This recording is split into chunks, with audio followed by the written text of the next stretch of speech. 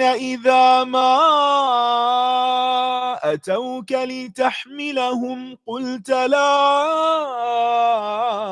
أجد ما أحملكم عليه تولوا وأعينهم تفيض من الدمع حزنا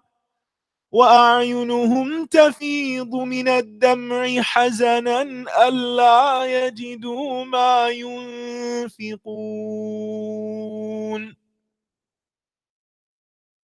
إنما السبيل على الذين يستأذنونك وهم أغنياء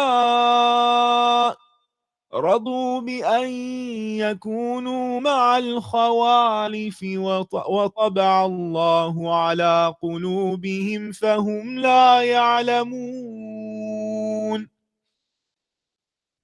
يعتذرون إليكم إذا رجعتم إليهم قل لا تعتذروا لن نؤمن لكم قد نبأنا الله من أخباركم وسيرى الله عملكم ورسوله ثم تردون إلى عالم الغيب والشهادة فينبئكم بما كنتم تعملون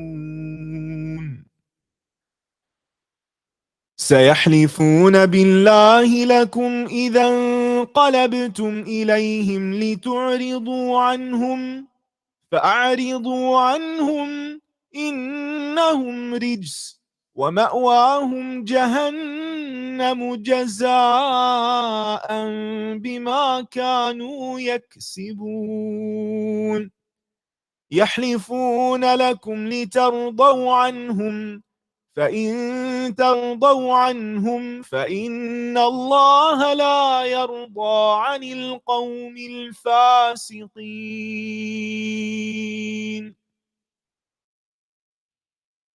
الأعراب أشد كفرا ونفاقا وأجدر ألا يعلموا حدود ما أنزل الله على رسوله والله عليم حكيم ومن الأعراب من يتخذ ما ينفق مغرما ويتربص بكم الدوائر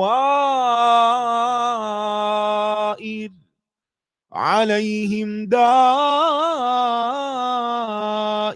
السوء والله سميع عليم ومن الأعراب من يؤمن بالله واليوم الآخر ويتخذ ما ينفق قربات عند الله وصلوات الرسول ألا إنها قربة لهم سيدخلهم الله في رحمته إن الله غفور رحيم والسابقون الأولون من المهاجرين والأنصار والذين اتبعوهم بإحسان رضي الله عنهم ورضوا عنه وأعد لهم جنات تجري من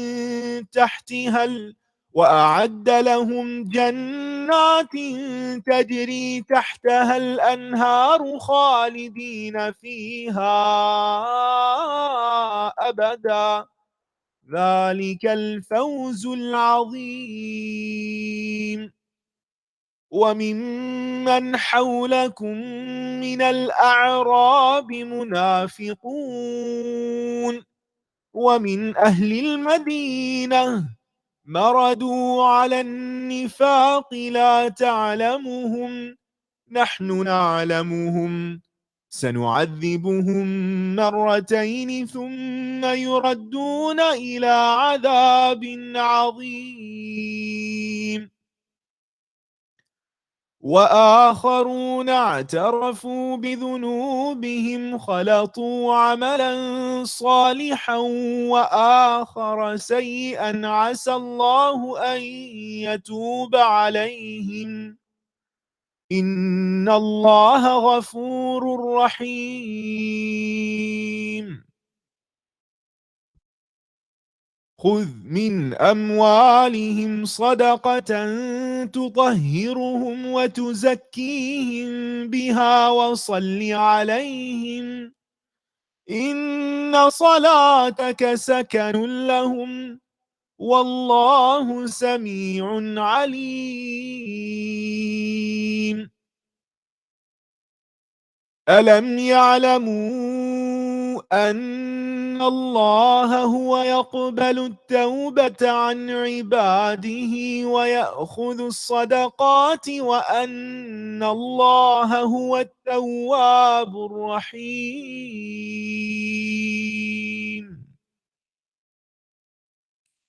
وقل اعملوا فسيرى الله عملكم ورسوله والمؤمنون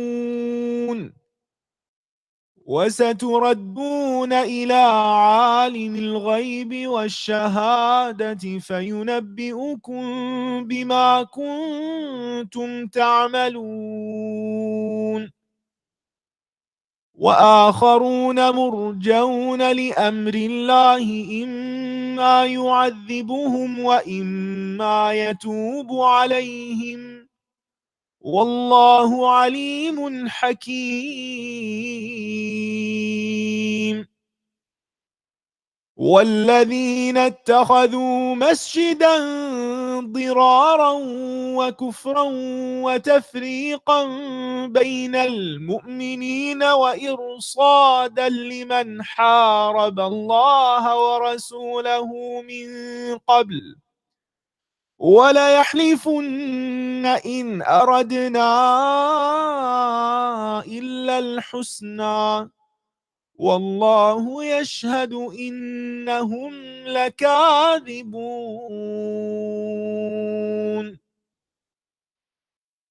لا تقم فيه أبدا لمسجد أسس على التقوى من أول يوم أحق أن تقوم فيه رجال يحبون أن يتطهروا والله يحب المطهرين.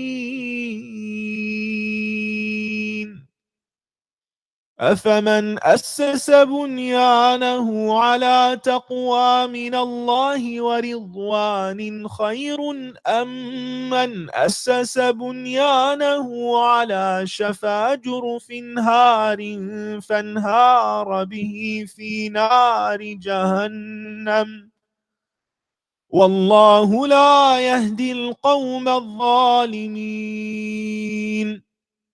لا يزال بنيانهم الذي بنوا ريبة في قلوبهم إلا أن تقطع قلوبهم والله عليم حكيم. إن الله اشترى من المؤمنين أنفسهم وأموالهم إن الله اشترى من المؤمنين أنفسهم وأموالهم بأن لهم الجنة يقاتلون في سبيل الله فيقتلون ويقتلون وعدا عليه حقا في التوراة والإنجيل والقرآن ومن أوفى بعهده من الله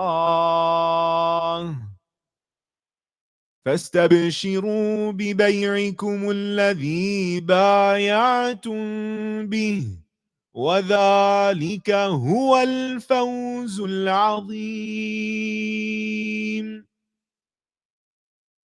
التائبون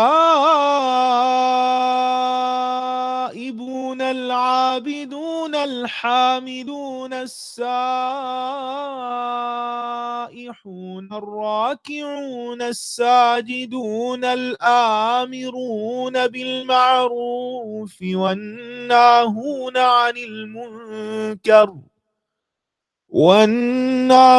عن المنكر والحافظون لحدود الله وبشر المؤمنين. ما كان للنبي والذين آمنوا أن يستغفروا للمشركين ولو كانوا أولي قربى من بعد ما تبين لهم أنهم أصحاب الجحيم. وما كان استغفار إبراهيم لأبيه إلا عن موعدة وعدها إياه فلما تبين له أنه عدو لله تبرأ منه. إن إبراهيم لأواه حليم. وما كان الله ليضل قوما بعد إذ هداهم حتى يبين لهم ما يتقون. إن الله بكل شيء عليم.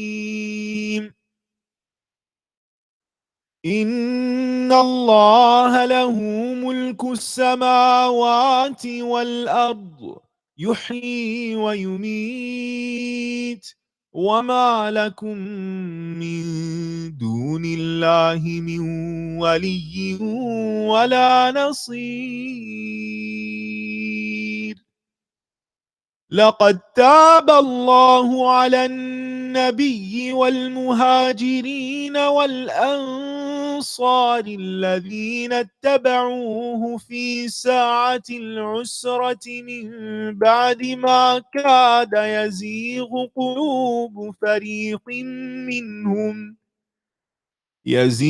قلوب فريق منهم ثم تاب عليهم إنه بهم رؤوف رحيم. وعلى الثلاثة الذين خلفوا حتى إذا ضاقت عليهم الأرض بما رحبت وضاقت عليهم أنفسهم وظنوا أن لا ملجأ من الله إلا إليه ثم تاب عليهم ليتوبوا إن الله هو التواب الرحيم.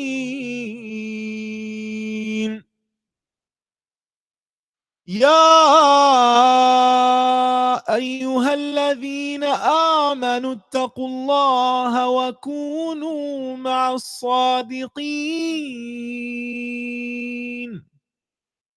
ما كان لأهل المدينة ومن حولهم من الأعراب أن يتخلفوا عن رسول الله ولا يرغبوا بأنفسهم عن نفسه ذلك بأنهم لا يصيبهم ظمأ ولا نصب ولا مخمصة في سبيل الله ولا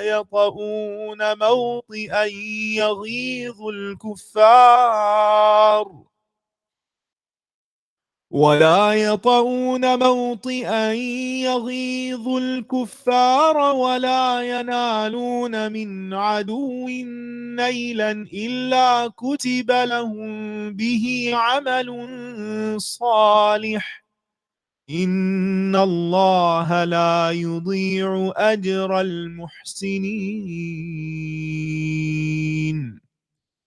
ولا ينفقون نفقة صغيرة ولا كبيرة ولا يقطعون واديا إلا كتب لهم ليجزيهم الله أحسن ما كانوا يعملون وما كان المؤمنون لينفروا كافة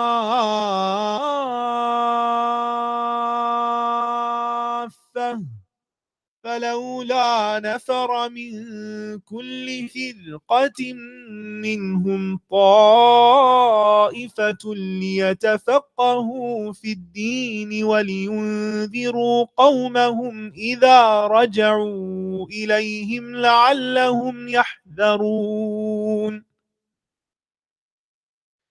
يا أيها الذين آمنوا قاتلوا الذين يلونكم من الكفار وليجدوا فيكم غلظة واعلموا أن الله مع المتقين وإذا ما أنزلت سورة فمنهم من يقول أيكم زادته هذه إيمانا فأما الذين آمنوا فزادتهم إيمانا وهم يستبشرون وأما الذين في قلوبهم مرض فزادتهم رجسا إلى رجسهم وماتوا وهم كافرون أولا يرون أنهم يفتنون في كل عام مرة أو مرتين ثم لا يتوبون ولا هم يذكرون وإذا ما أنزلت سورة نظر بعضهم إلى بعض هل يراكم من أحد ثم انصرفوا صرف الله قلوبهم بأنهم قوم لا يفقهون لقد جاءكم رسول من أنفسكم عزيز عليه ما عنتم حريص عليكم بالمؤمنين رؤوف رحيم فإن تولوا فقل حسبي الله لا إله إلا هو عليه توكلت وهو رب العرش العظيم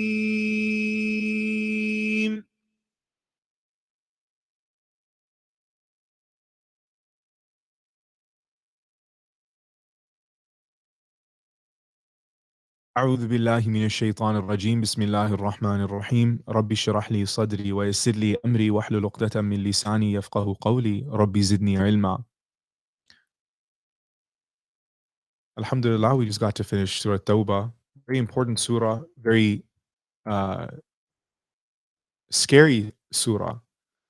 And this is talking about the few themes that we've been discussing for the past few days, carrying on from Surah Al-Anfal and even from before. And this is to do with exposing your true colors, exposing your true self. Who are you as a person?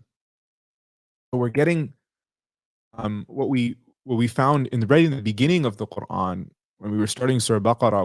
We saw that there was these categories, and one of the categories of people were people who claim to believe in Allah and the last day, but they don't act like it. They don't act accordingly. And so we get introduced to them later on in Surah Nisa as the munafiqun.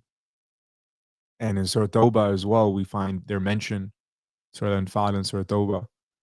And here we get to see their true colors. And how do you get to see someone's true colors? Well, we get to see that when it comes time to sacrifice, how much are they willing to sacrifice?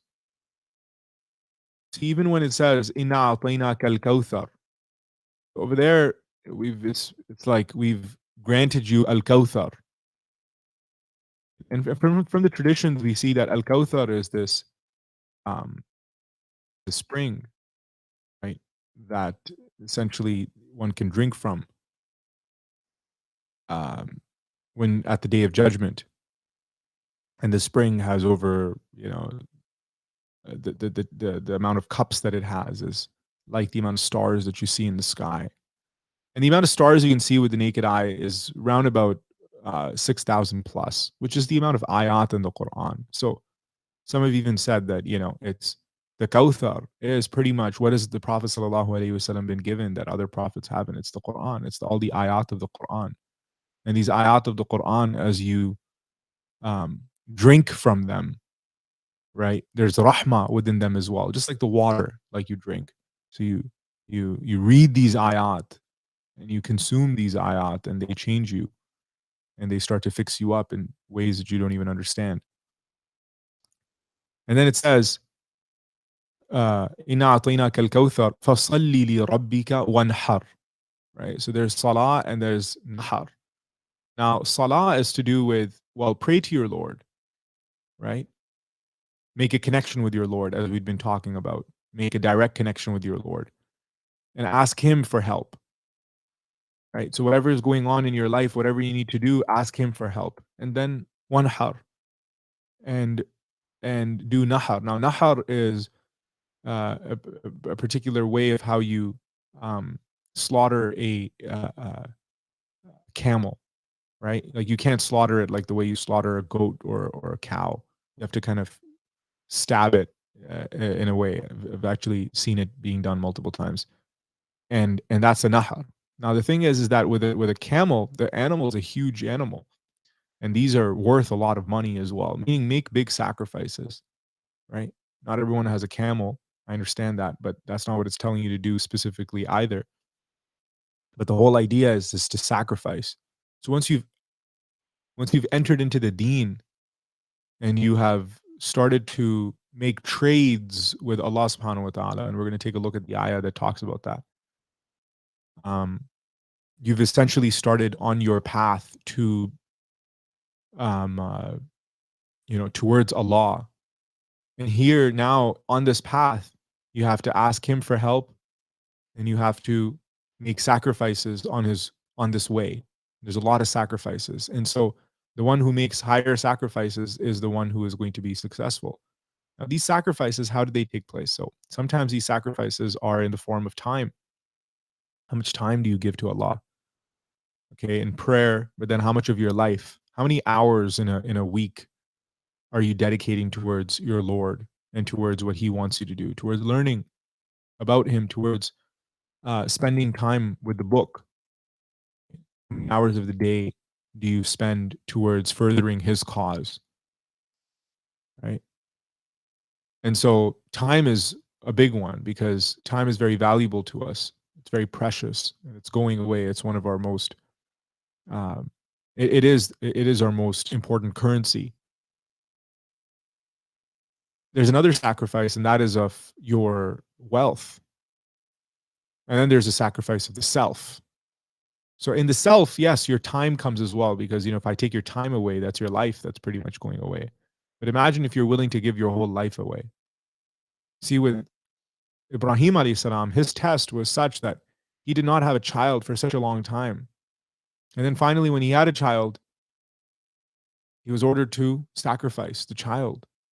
And the child himself was like, yes, you can sacrifice me. The father is like, yes, I have to sacrifice you. This is a great test. It's a great test, especially for a parent who hasn't had a child, who fears for not just themselves, but for the future generations. And then when Allah subhanahu wa ta'ala gives them that child, he's put to the test. It's like, the child that I gave you, are you going to love it more than me? Are you going to keep your priorities straight, or are you going to fall in love with yourself? So there's a mention of Ibrahim alayhi salam over here as well, and that's what reminded me.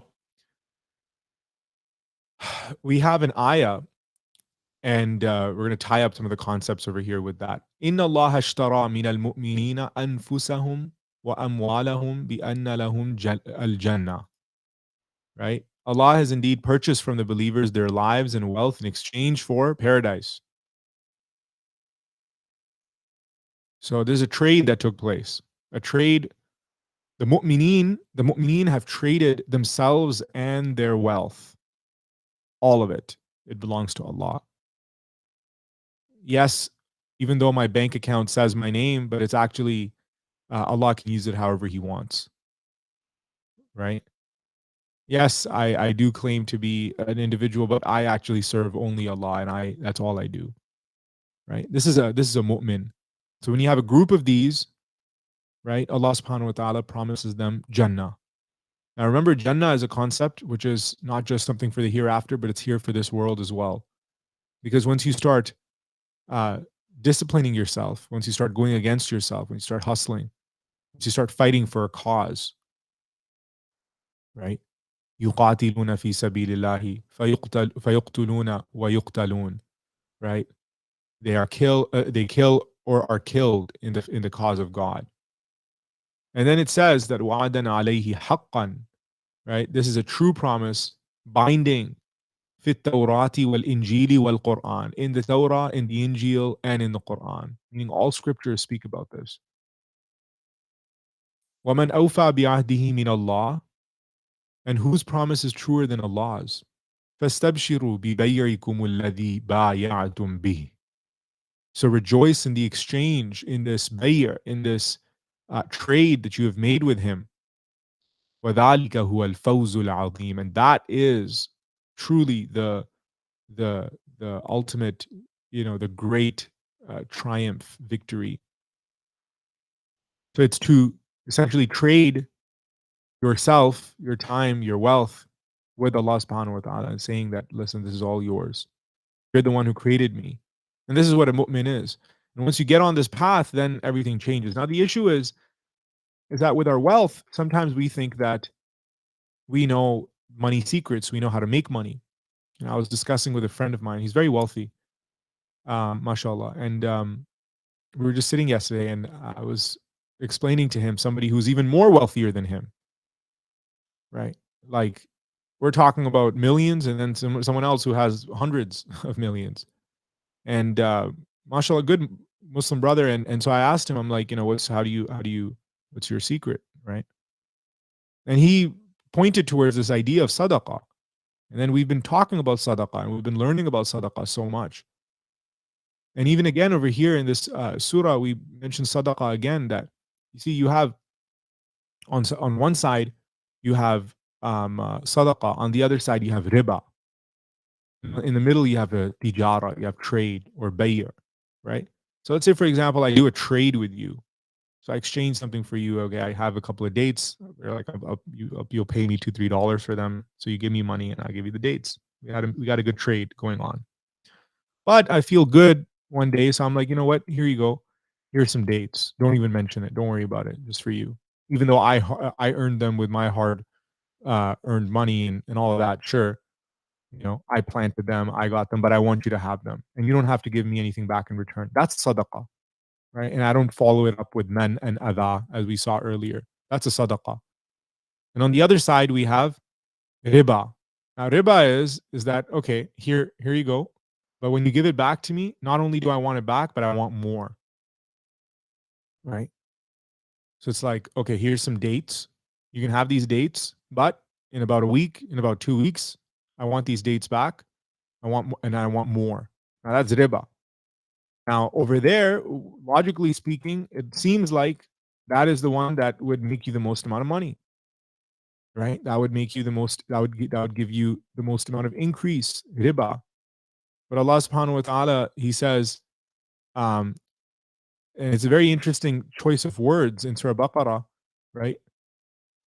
وَحَرَّمَ الرِّبَا وَيُرْبِي الصَّدَقَاتِ وَيُرْبِي الصَّدَقَاتِ. That yurbi, that word right there, it's the same as riba, right? Meaning He increases the sadaqah. Meaning the actual, and just hear me out over here, the actual increase is happening when you do sadaqah. That is the secret to money. That is the secret to increase. So when you give a sadaqah, which is a pure sadaqah, Allah subhanahu wa ta'ala increases you in your wealth. Now, this is a concept that's very hard for people to understand, especially the munafiqeen, and especially people weak in faith. Why?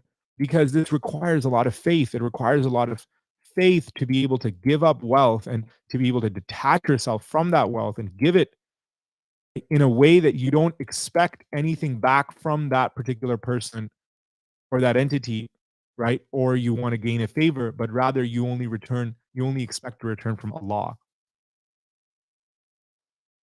So this is the key. This is the secret. And you don't mess it up by doing al-man and al-adha afterwards. You don't follow it up with that. And we looked at what those things mean. We'll look at that even in further detail later on, because these concepts will come again and again.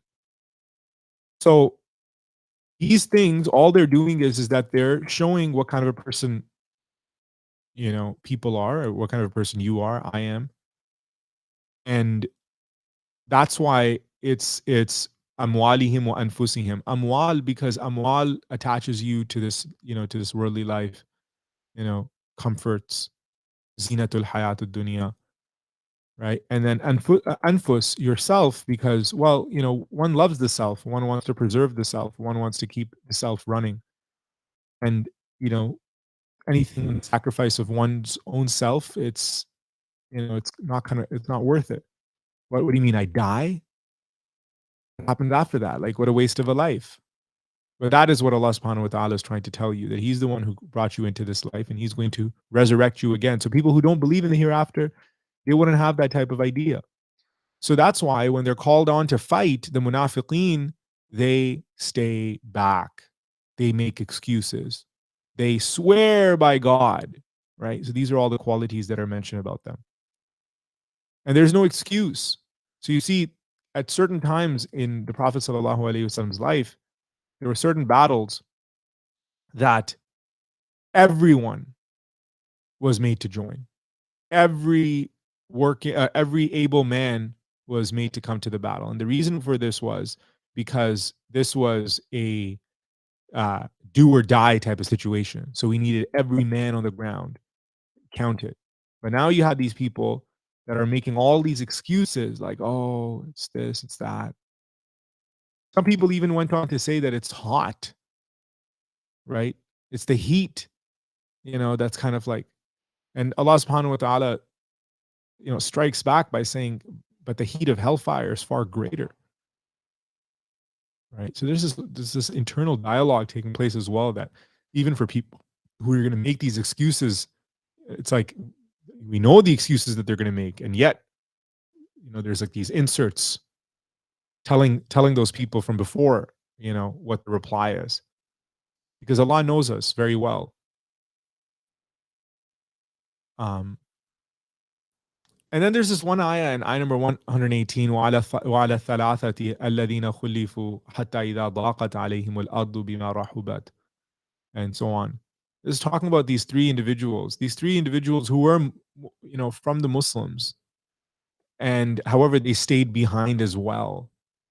And because they stayed behind, there was this boycott that was to be done on them. And there's this huge hadith on this particular ayah as well. It's actually very, very long.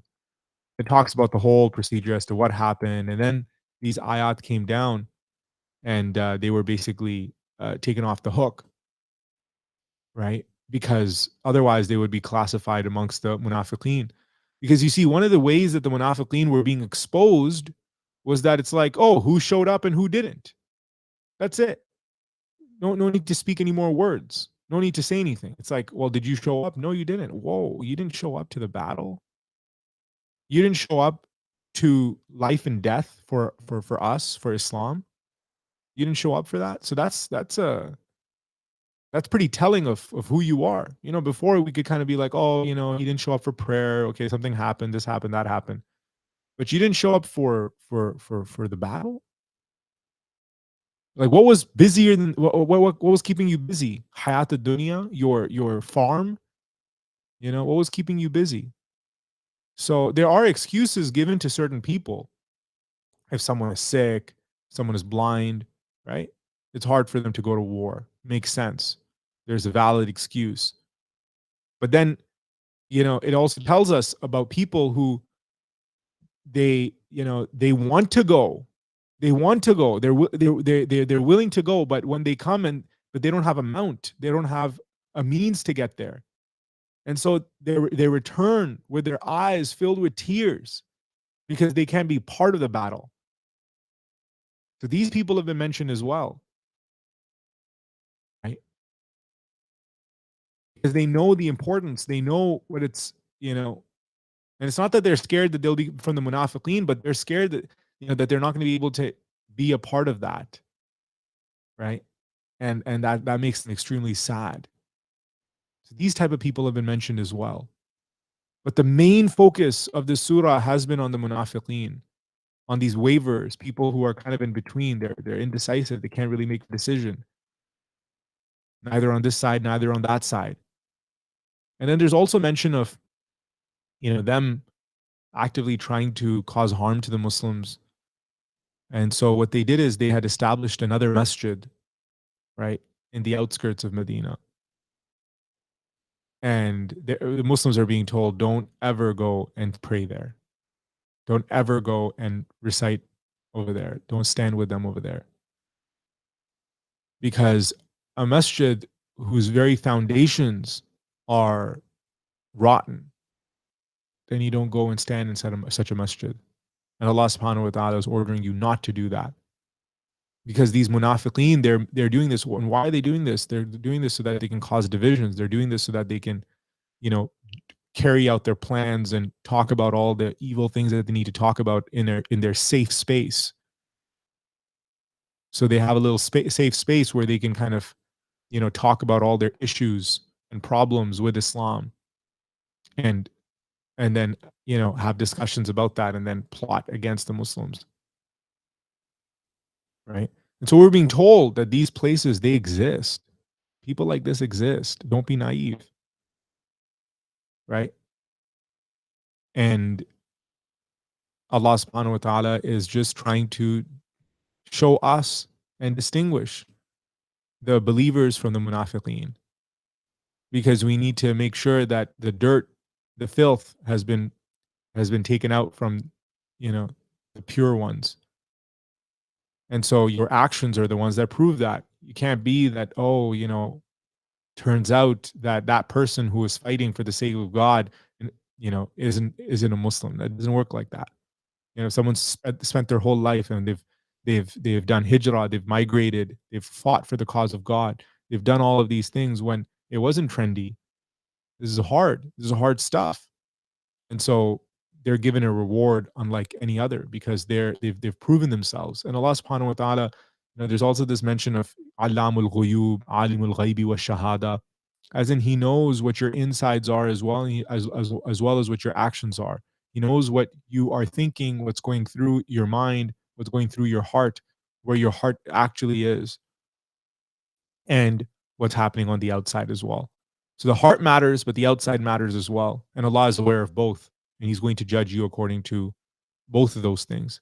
So that's why that mention of Him knowing the unseen and Him knowing the seen, Him knowing what you reveal and what you conceal, all of it is known to Him. So there's no hiding. And again, these ayat are not for some foreign people that we have no idea about, but these are all ayat for us, so that we can judge ourselves, and we're able to decide where we stand when it comes to some of these traits that are mentioned. So anyhow, I have a flight in a few hours, and I haven't packed, so I have to head out and inshallah get ready for my travels. Inshallah, I if everything goes well, then we will continue on tomorrow, maybe at a different time, depending on the situation. Or if it just seems like it's just not doable, or Clubhouse is not connecting or something like that, then we'll probably continue on in like about 10, 11 days when I get back at the end of November. So hopefully we'll talk then. We'll have a chat at that time. So yeah, Jazakallah khair for always being with us, and Jazakallah khair for the chat. And I will hopefully have a safe journey, and we'll see you all when I get back. Assalamu alaikum wa rahmatullahi wa barakatuh, and happy Juma'a.